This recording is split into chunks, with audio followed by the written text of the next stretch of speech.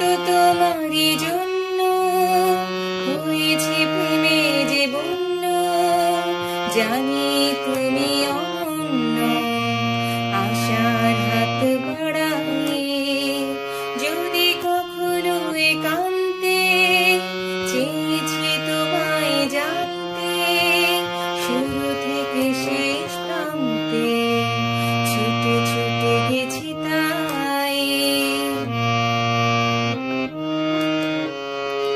আমি যে নিজেই মত্ত, জানি না তোমার শর্ত।